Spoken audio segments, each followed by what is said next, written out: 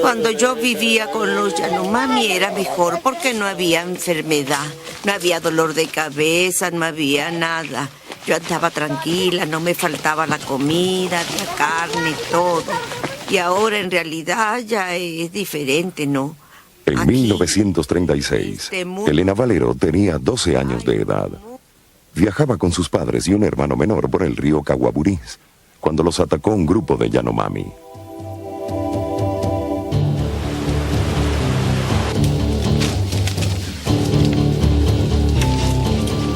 Después de incapacitar a los viajeros con flechas envenenadas con curare, los Yanomami se llevaron a Elena. Durante largo tiempo, ella no pudo ver a su familia. Desde entonces, Elena empezó una nueva vida entre los Yanomami.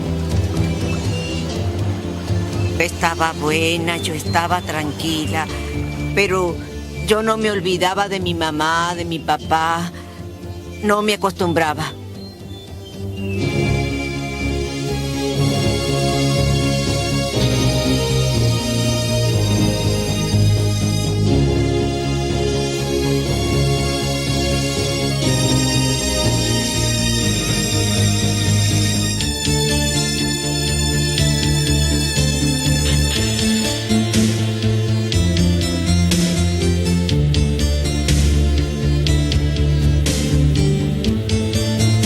Indiferentes a las fronteras geopolíticas de los dos países en los que se encuentran sus tierras, los Yanomami ocupan un área en la vasta extensión de la selva amazónica.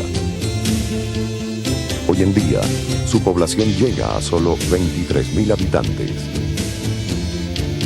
Los Yanomami constituyen una de las etnias más antiguas de Sudamérica. Su origen parece remontarse a comienzos de la era cristiana, hace 2000 años, aun cuando se especula sobre su presunta antigüedad de 10.000 años o más.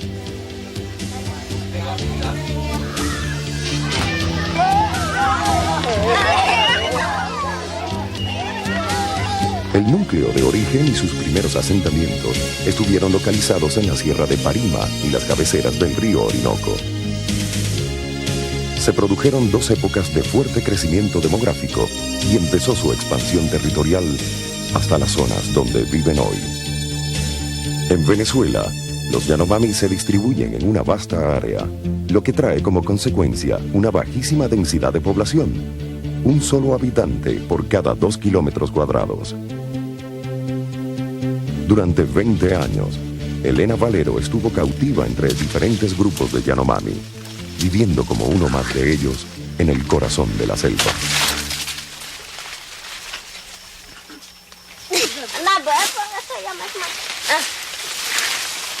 Los chamatari me habían flechado y dejado perdida en el monte.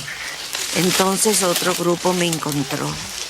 El jefe, que no tenía mujer, pidió permiso a los otros para quedarse conmigo y que yo fuera su esposa. Después me entregó a una mujer para que cuidara de mí hasta que me desarrollara, porque yo estaba muy niña en esa época.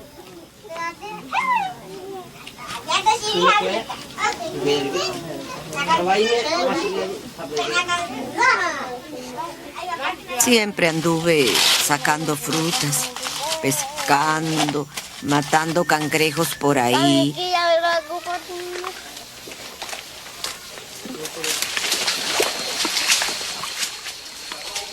Recogiendo ceje, moriche y otras frutas.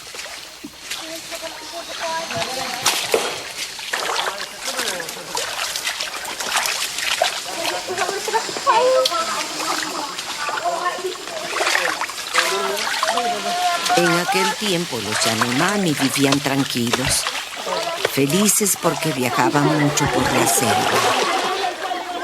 Sembraban mucho plátano, pijiguao, no le faltaba la comida.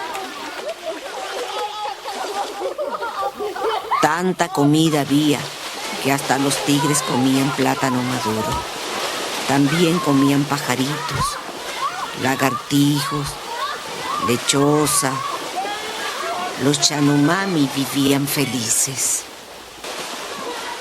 La vida económica de los Yanomami se ordena, digamos, entre la agricultura, la caza, la recolección, la pesca y algunas actividades tecnológicas que consisten en fabricar objetos como cesta, armas, cargaje, etc.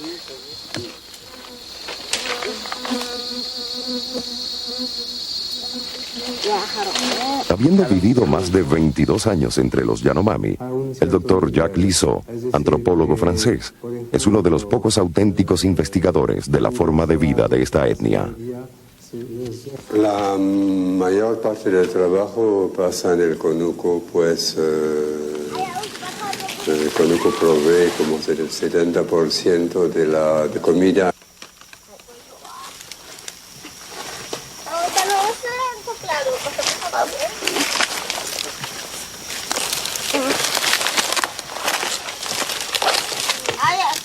Cada una de las personas que siembra en un determinado conuco es al final dueña del producto de su trabajo.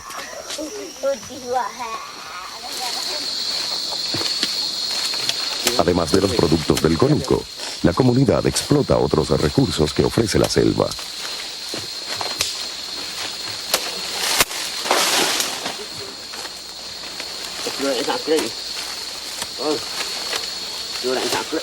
Para esta familia, se trata de lo que parece un exótico plato, miles de termitas que extraen de un enorme nido. Aún existe la idea errónea de que la alimentación del Yanomami es deficiente. El doctor Lissot nos habla al respecto. Todos esos estudios demuestran de que la dieta está bien equilibrada, tomando en cuenta las actividades, es decir, el gasto energético y las necesidades, el peso de la gente, es decir, sus necesidades físicas. No hay falta de proteína, lejos de eso, creo que los Yanomami consumen el doble de proteínas de lo que necesitan. En el Chapono, vivienda comunal, comienza la distribución de los productos del conuco y la casa. Para los Yanomami, dar y recibir es la manera básica de relacionarse. Se comparten, se reparten entre los miembros de familias extensas y los parientes.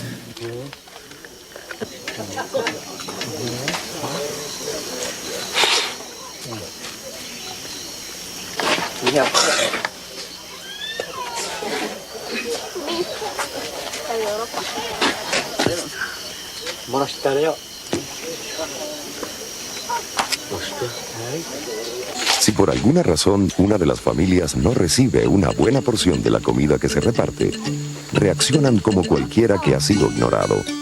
Pero para evitar un conflicto, salen del Chapono y permanecen varios días en la selva hasta conseguir su propio alimento. Así se satisface la necesidad de la familia y se mantiene la armonía.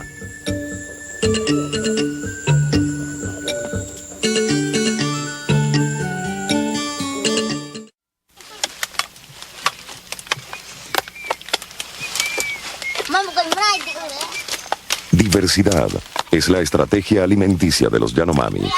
De esta manera, se aseguran el consumo de proteínas, sales y vitaminas. Cuando sobreviene un año malo para la producción de algún alimento, les es posible vivir del resto de los recursos.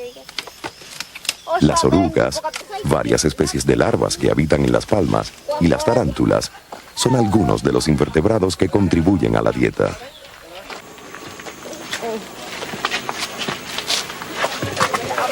También acostumbran a comer las grandes cabezas de las termitas soldado, cuyo sabor predominante es de la menta.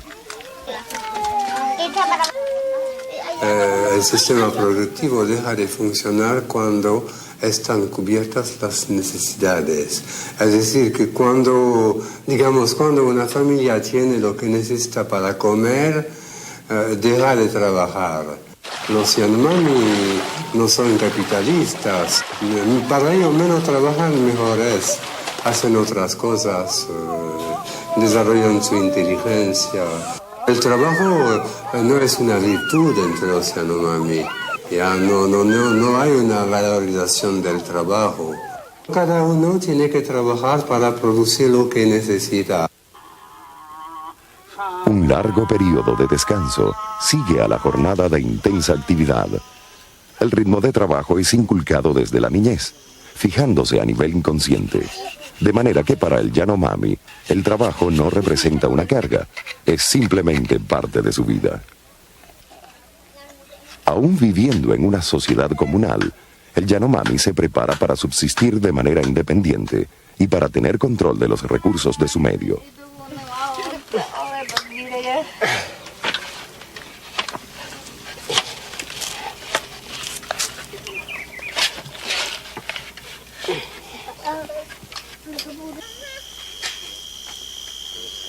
Todos los parientes son responsables por la educación de los niños. El niño aprende observando y repitiendo. Acompaña a sus padres a trabajar en el conuco y en la recolección. De esta manera, aprende lo necesario para realizar sus tareas futuras.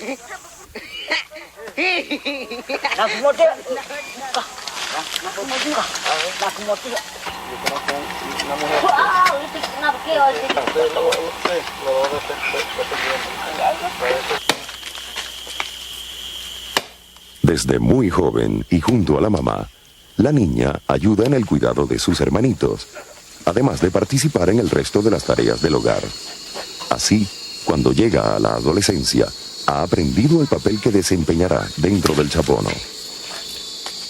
Mientras tanto, los varones aprenden otras tareas. Hijo, vaya a matar, o sea, un gartijo, un pájaro, a ver si tú pegas. Yo te preparo tu flechita pequeñita con arco, y tú tienes que ir a aprender poco a poco a matar pajaritos. Él mismo solo tiene que aprender poco a poco, pero su papá tiene que decir nada más. En la sociedad Yanomami, donde no existe mayor especialización del trabajo, no tendría sentido preguntarle a un niño, ¿qué vas a hacer cuando seas grande?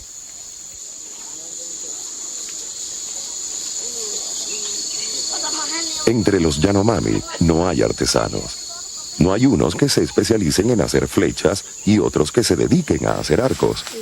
Cada persona, al llegar a la mayoría de edad, está en dominio de elaborar su propia tecnología. Todos saben lo suficiente como para desempeñar su vida de adultos en la selva.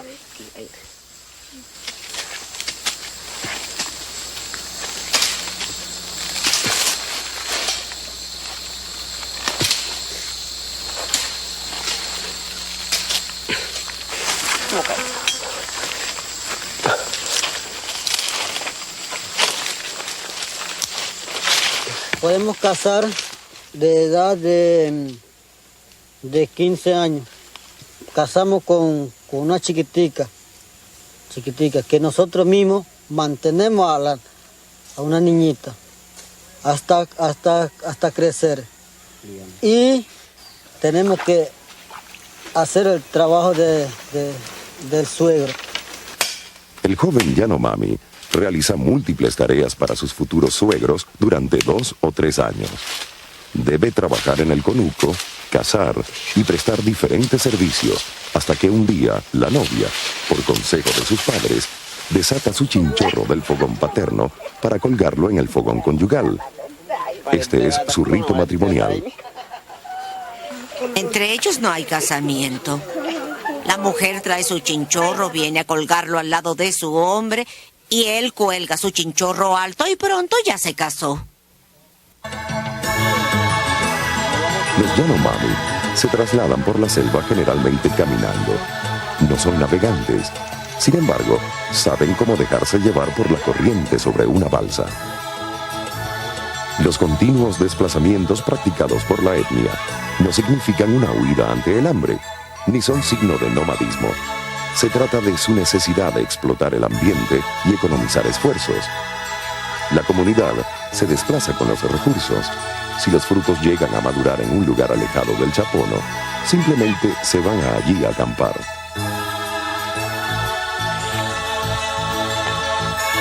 Se instalan cerca de los árboles para efectuar la cosecha. Así evitan tener que transportar cargas pesadas en largos trayectos. El alejamiento periódico de su caserío es importante porque da lugar al barbecho, es decir, al descanso de la tierra.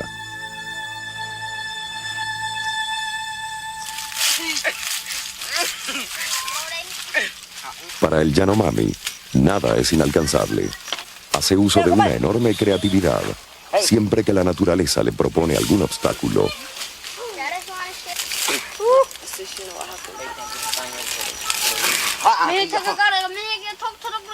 la construcción de esta ingeniosa herramienta lo demuestra. Adaptándose al medio, dan alcance al importante fruto ceremonial del pijiguao.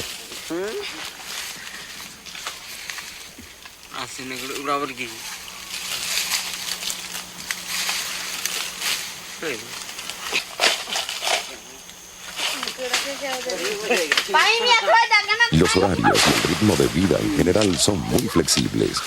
Cuando se internan en la selva o van a trabajar la tierra, lo hacen con completa libertad. Pero existe una clara distinción entre las tareas que realizan hombres y mujeres. Entonces, la distribución de los trabajos entre los Yanomami se reparte mirando quizá a la fuerza, porque la cacería es propia de los hombres. La mujer no sale con arco y la flecha a cazar, pero sí caza pequeños animales, algún reptil, batracios, cangrejos. Es decir, contribuye también, pero no en la cacería mayor. La pesca es propia de hombres y de mujeres.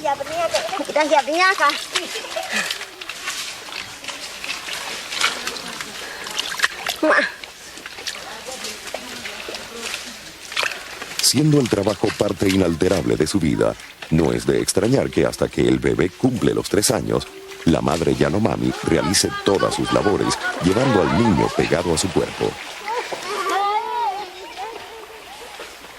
Haga la madre lo que haga, pesque, cace, duerma, se bañe, haga lo que haga, el niño y la mamá están siempre juntos. El pecho de la madre es alimento, es calmante, es chupete, es decir, todo para el niño, es seguridad. Cuando tuve mis hijos los crié con la mayor alegría. Pero hoy en día 2 de ellos dejaron este mundo y yo quedé sufriendo. Quedan 2. Uno está en Caracas, es guardia y no ha venido más. Yo fui allá en el 87. Fue la última vez que hablé con él. Nunca más vino ni mandó cartas. Él se olvidó completamente de nosotros, no quiere venir más.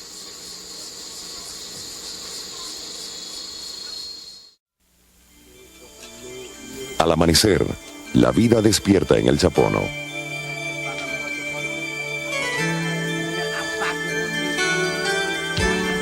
El hogar de la familia nuclear, la conformada por padres e hijos, ocupa un espacio triangular dentro del chapono y es delimitada por sus chinchorros colocados en diagonal. En medio de este triángulo se ubica el fogón familiar. Cada pequeño hogar tiene uno, siendo el fogón el símbolo de cada familia. El poblado Yanomami consiste generalmente en una sola casa comunal, el chapono. Se trata de un gran cobertizo circular, a veces fortificado, con una plaza central. La vivienda es circular. Su forma reproduce la del mundo. Su función simbólica es evidente. Existe un estrecho lazo entre la forma en la que los Yanomami visualizan el universo y cada parte de su vivienda. La plaza central, donde se incinera a los muertos, representa el ámbito celeste, ocupado por el trueno y las almas.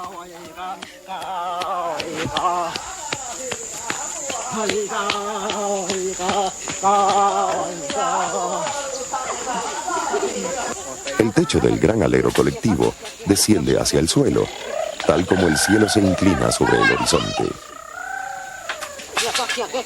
Los postes que soportan el techo permiten trepar por ellos, subiendo de la tierra al cielo, allí donde está el trueno que hace brotar los frutos. Cada chapono constituye una unidad política y económica independiente. Tiene un nombre que lo distingue de los demás y puede albergar entre 40 y 250 habitantes.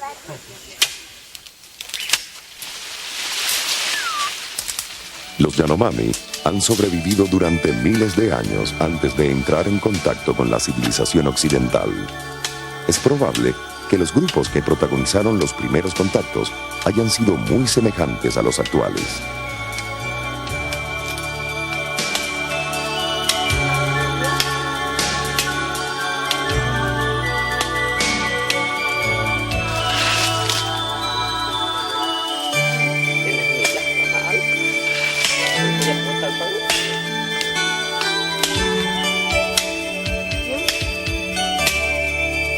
Hasta hace poco, los Yanomami corrían con la buena suerte de vivir en una tierra que nadie más deseaba.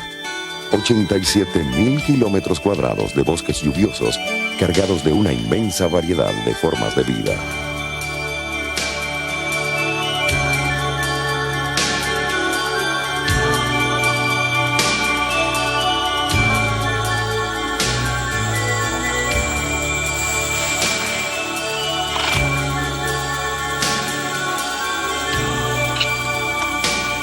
En nuestros días se hallan frente a intereses contradictorios. Por una parte los del progreso, por otra los de instituciones que quieren acercarlos a sus propias creencias. La primera misión que implementó un contacto sistemático con los Yanomami fue la de las nuevas tribus, quienes empezaron a actuar extraoficialmente en el territorio federal Amazonas desde 1946. Su primera base fue establecida en Tamatama y luego en Platanal, con permiso definitivo desde 1953. Desde allí ampliaron su radio de acción. El interés fundamental de estos misioneros norteamericanos ha sido traducir la Biblia a la lengua Yanomami y convertirlos a la religión occidental, produciendo cambios en la cultura nativa. Pero hay quienes creen que sus actividades van más allá de la evangelización.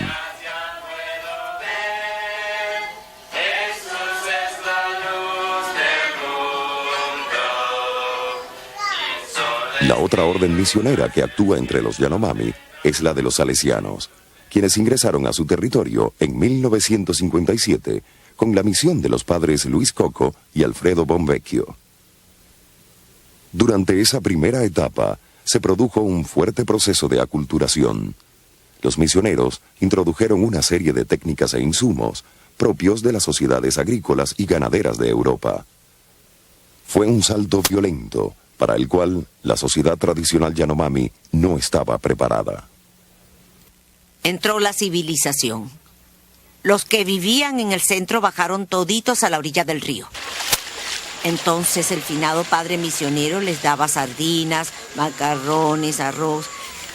Se acostumbraron a todas esas cosas y se olvidaron de hacer conucos. A raíz del Concilio Vaticano II, los misioneros salesianos dan un giro en cuanto a la concepción de su labor. Reconocen que la cultura y la religión Yanomami tienen su propio lugar e importancia en el mundo y que deben existir en libertad. Se dan cuenta que el paternalismo y la intensa aculturación deben disminuir. En el 76, en el Alto Orinoco, comienza un nuevo tipo de política misionera. Nuevo no solamente porque se renovaron un poco las estructuras, sino porque se comenzó a trabajar a partir de otra mentalidad. La educación intercultural bilingüe pone en igualdad a ambas culturas, la cultura criolla, la cultura yanomami, o quizá otras culturas como la cultura maquiritare que está cercana, etc. Considera estas culturas como patrimonio nacional y mundial. Hablamos con los Yanomami, evaluamos con los Yanomami el sistema anterior de educación y este sistema, y realmente fue aceptado.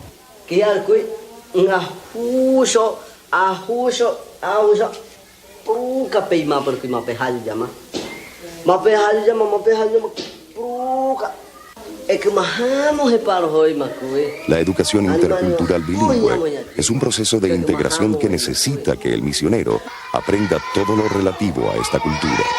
Y por otra parte, requiere de la participación activa del indígena. Por tal razón, se preparan promotores Yanomami que facilitan la enseñanza.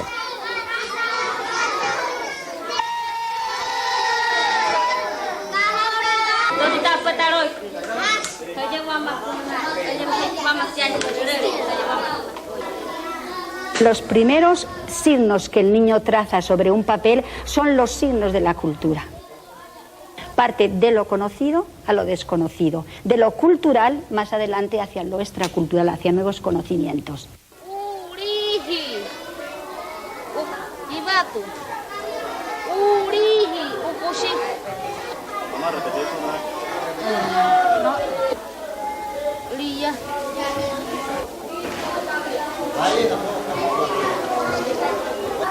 Debemos también aprender para poder defender. Por ejemplo, si yo no sé hablar castellano, yo no sé lo que van a hacer. Japo Guillermo. 25 por 10 te va a estar apretado.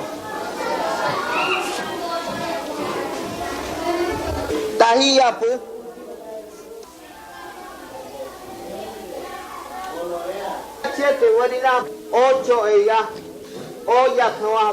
O sea, los Yanomami en este momento tienen dos tipos de educación. La educación chabono, que la da la familia, que es importantísima, que la tienen que seguir dando, y ante la realidad de contacto que están experimentando, tienen la educación intercultural bilingüe en un centro educativo. Pero las incógnitas siguen en el aire. ¿Sabemos lo suficiente de los Yanomami como para asegurar que esta preparación es la más adecuada? ¿Este sistema educativo facilitará realmente el contacto con la cultura mayoritaria?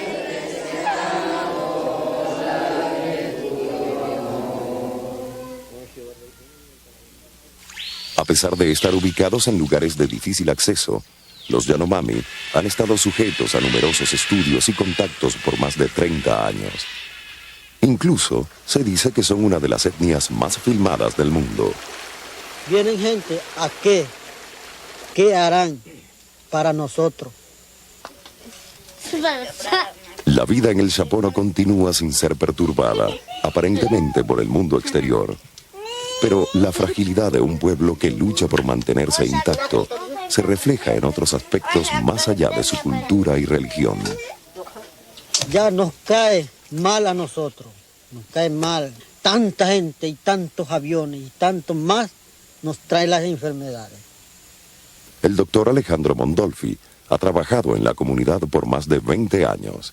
En una persona como los Yanomami, que generalmente mantienen un estado, llamemos, de virginidad inmunológica ante una cantidad de virus de la gente civilizada, es bien conocido lo que pasa con el sarampión. En una población donde nadie tiene inmunidad contra el sarampión, cuando llega el sarampión, cosa que es relativamente frecuente en esas comunidades, ataca a niños y adultos.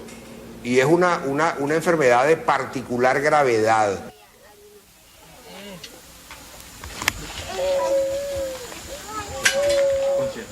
También existen enfermedades propias de estas poblaciones. Son en primer lugar la malaria, el paludismo. Tienen oncocercosis, que es un problema bien serio. Y otra cosa constante y frecuente en todas las comunidades de Yanomami son las parasitosis intestinales, especialmente las que se adquieren a través de la vía cutánea. Los Yanomami han vivido miles de años gracias a la conservación de sus hábitos. Ha habido una serie de cambios ya muy radicales en el tipo de dieta que ellos están consumiendo en la actualidad. Por ejemplo, la introducción de productos que eran inexistentes en esa zona, como arroz, espagueti, por ejemplo.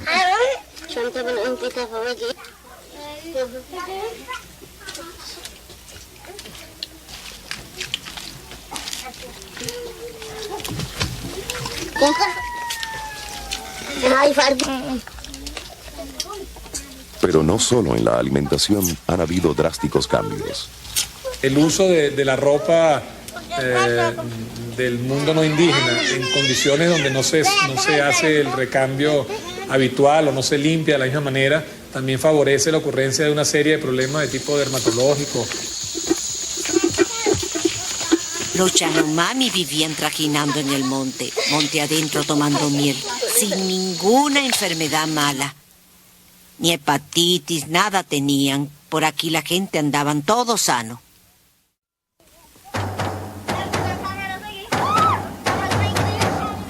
La fiesta es uno de los momentos más destacados en la vida del Chapono.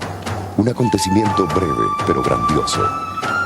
Es la única oportunidad que amerita la producción de un excedente de alimentos a fin de poder atender a los invitados.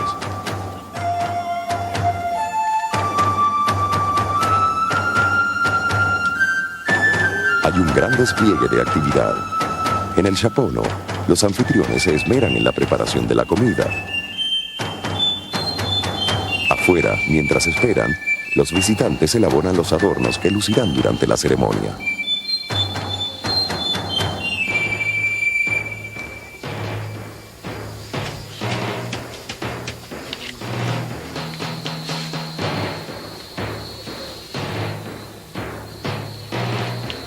Los preparativos son tan interesantes como la celebración misma. Los rostros y los cuerpos se cubren de exuberantes formas y colores, vestuarios extraordinarios para ritos ancestrales.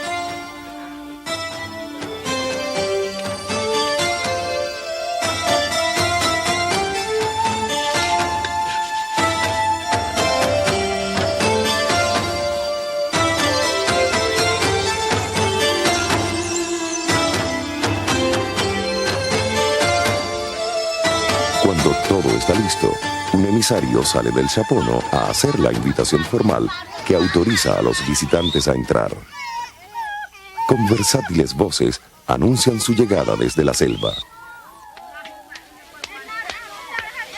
Uno a uno recorren la plaza central en una danza circular que lentamente se transformará en un gran espectáculo.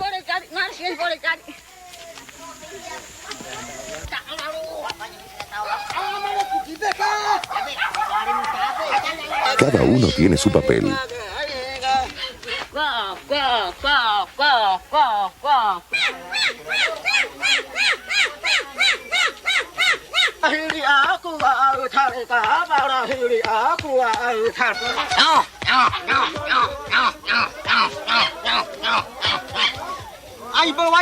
Niños y adultos se integran con libertad en un ceremonial que da lugar al acercamiento y que anticipa los pactos que se concretarán al final del encuentro. La fiesta es una oportunidad esperada para establecer relaciones de alianza e intercambio. Estas relaciones no solo implican cooperación frente a enemigos comunes. En tiempos de necesidad alimenticia, por ejemplo, una comunidad puede buscar refugio junto a un grupo amigo mejor surtido.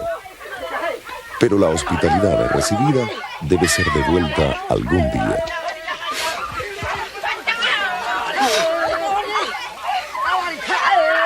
Hay que decir que los Yanui se la pasan casi todo el tiempo para mantener las relaciones de paz. Y eso lo logran por el intercambio matrimonial, por el intercambio de comida, por el intercambio de objetos, por varias cosas que se intercambian aún, palabras, símbolos, rituales. Todo está integrado en la estructura social fundamental, que es la estructura de reciprocidad.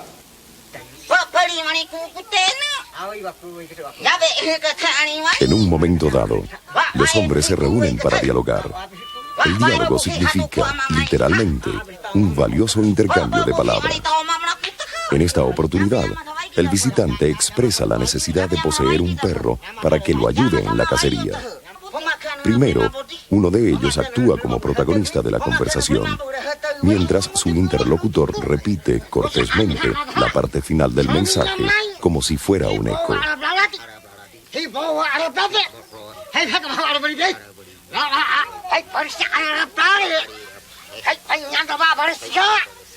De día hacen jimón. Jimón es un una noticia que da al otro, así entre los dos, hablan entre los dos. Y en la noche ya conversan, que se llama Guayamón. La penumbra aumenta la intimidad del Guayamón. Alberto es un Yanomami que abandonó la comunidad hace muchos años. Ha regresado y se encuentra solicitando le sean entregadas sus flechas. Esta petición simboliza el deseo de ser aceptado nuevamente por su pueblo.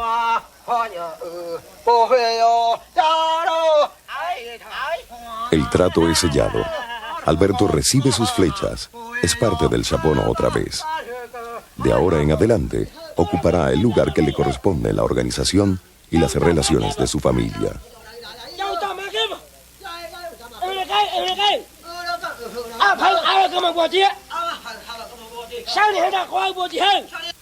100 kilómetros río abajo, otra persona aún no se siente acogida por el mundo que era suyo y donde pensaba ser recibida después de 20 años de convivencia con los Yanomami. Mis hermanos no me querían. Decían que yo era otra gente, que yo era una india. Para mí eso, una tristeza, un dolor. Me arrepentí porque yo había salido del monte. Esa será la tristeza que yo sufro. La sociedad Yanomami es una sociedad igualitaria, ¿ya? Y la obligación de la reciprocidad es el fundamento del igualitarismo Yanomami. En la sociedad Yanomami, los roles se estructuran en función del parentesco. En primer lugar, por consanguinidad, relaciones de padre a hijo entre hermanos. Y en segundo lugar, a través de las alianzas matrimoniales, es decir, que los suegros, los cuñados y otros familiares sostienen relaciones y roles específicos. Ambas formas de parentesco tienen la misma importancia para todos los miembros de la familia. Para hacer pata, tiene que saber bien costumbre de los Yanomami. Todas las organizaciones contemplan la existencia de un líder. La de los Yanomami no es una excepción. Siendo una sociedad igualitaria, basada en los principios de reciprocidad, el líder posee autoridad moral, pero no ejerce poder sobre los demás.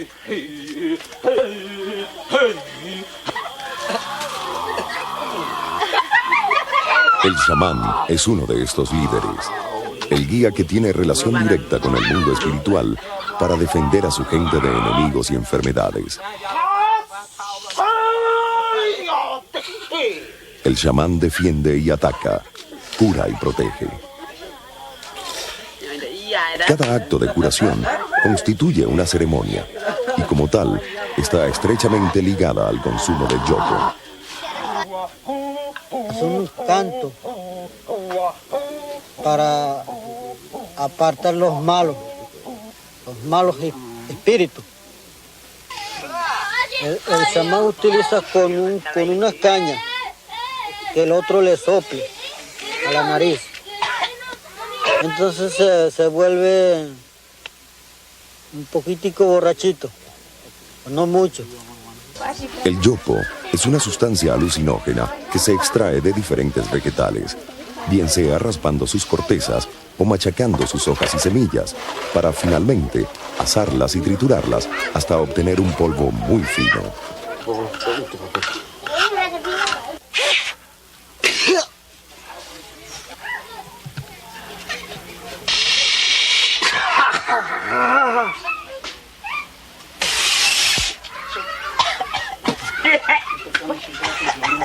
Bajo la influencia del yopo, el chamán deja de ser un hombre común y se sitúa en un mundo extraordinario. Su versátil voz y las posturas de su cuerpo imitan a un jécura, un espíritu animal o vegetal. El jécura es invitado a encarnarse en él.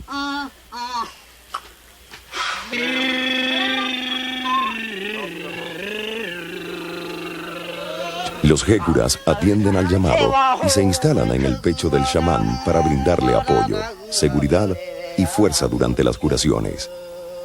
Hoy, el Yanomami recibe ayuda de nuestra medicina, pero el chamán siempre está presente. El chapori ayuda a quitar el mal que tiene, la enfermedad que tiene. Entonces, entre los dos hacemos el trabajo. Chapori y y médico.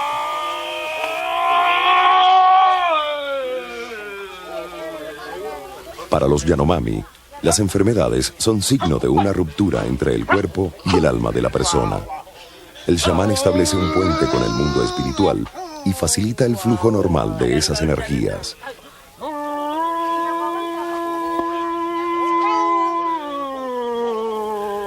En éxtasis, el chamán trasciende el espacio y el tiempo para contactar a los hécuras, pidiéndoles ayuda para encontrar el mal y vencer la afección que aqueja al enfermo.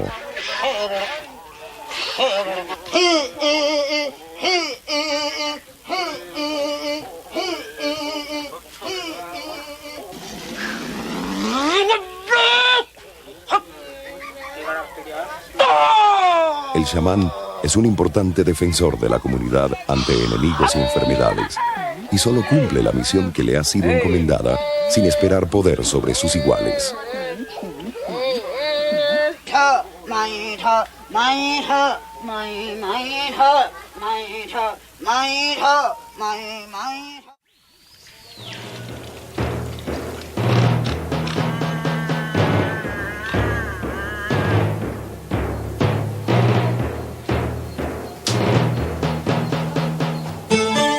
El Amazonas es una de las regiones más antiguas del planeta.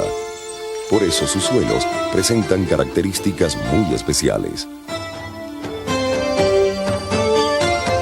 A pesar de la variada y exuberante vida vegetal, sus suelos son ácidos y pobres en nutrientes y están constantemente amenazados por la erosión. Los Yanomami toman de la tierra únicamente lo que necesitan. Sus conucos están sembrados de diferentes cultivos, evitando el agotamiento del suelo, y la práctica periódica del barbecho permite el descanso de la tierra. Pero a pesar de haber vivido en estas tierras por miles de años, ellos no son dueños de estas. Nosotros estamos preocupando mucho de la tenencia de la tierra. Y eso nos está, como dices, sintiendo muy doloroso. Vienen y llegan aquí por donde están los Yanomami. Y ahí ya comienza a quitar el conuco.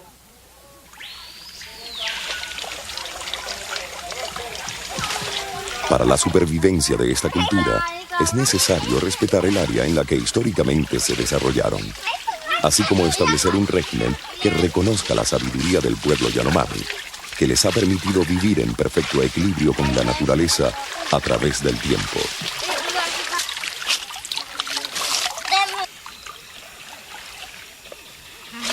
Tanto el gobierno como los científicos se muestran de acuerdo en la necesidad de otorgarles un área de reserva.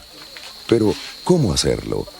Se trata de ver la posibilidad de dar una dotación colectiva de tierra, un territorio que es de los Yanomami, que es un territorio que fundamentalmente debe ser contiguo, no debe haber islas intermedias o caminos intermedios para que se puedan filtrar otra gente. Tiene que ser respetar lo que es este territorio donde se ha desarrollado el sistema socioeconómico de los Yanomami según los patrones reales y ancestrales.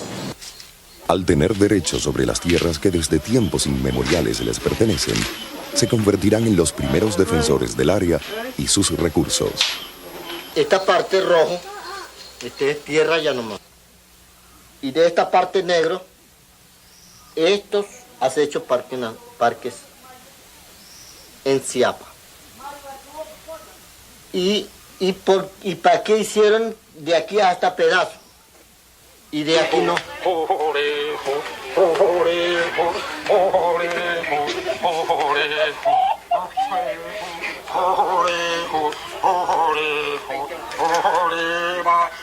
El teniente coronel Sergio Milano, antropólogo y militar, conoce parte importante de la problemática Yanomami. La Constitución Nacional vigente reconoce la existencia de grupos étnicos diferentes a la mayoría del conglomerado nacional. Sin embargo, no los reconoce como especificidad cultural. De hecho, la Constitución Nacional establece de que los grupos indígenas tendrán un régimen de excepción, pero hasta tanto se integren a la vida nacional.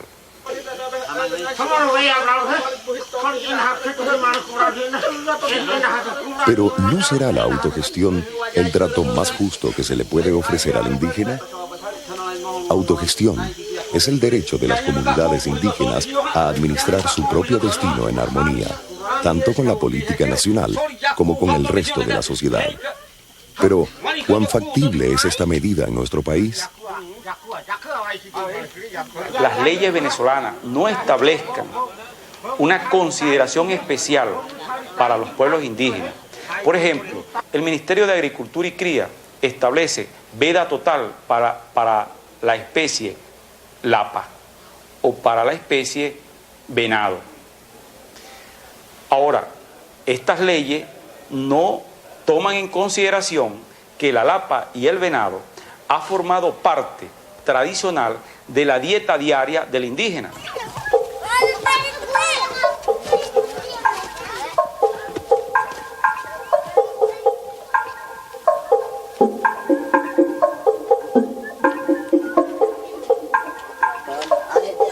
A estos pueblos, la historia debería reservarles un puesto en el futuro.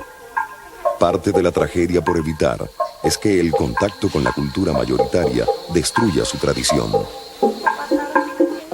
Antes era machete, piedra. Piedra que a mí se me olvidó el nombre de ese machete. La supervivencia nunca ha estado asegurada. Todo el mundo sabe que los arcos y flechas enemigos pueden ocasionar daños a sus familias. Los encantos malévolos pueden producir la muerte a través del aire.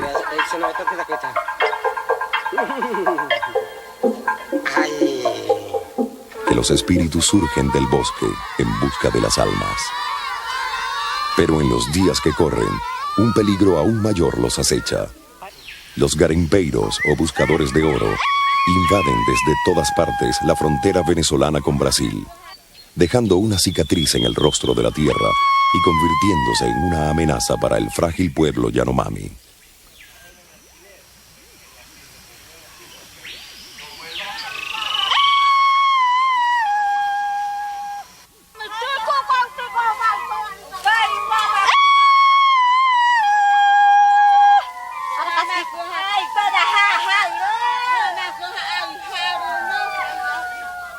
Asistencia efectiva contra enfermedades, garantía de los derechos sobre sus tierras y la aceptación de su cultura e identidad proporcionarán a los Yanomami condiciones favorables para que ellos mismos decidan su futuro.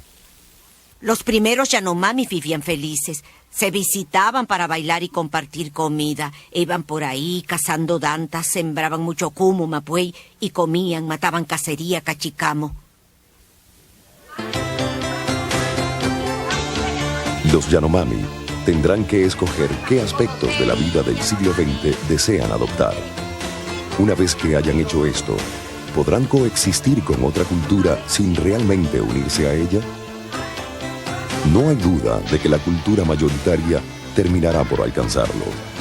Pero la cuestión estriba en saber si ello se dará en sus propios términos o en los que decidan otras personas o entidades. Los Yanomami, nuestros antepasados contemporáneos, se encuentran en la encrucijada de un cambio irreversible.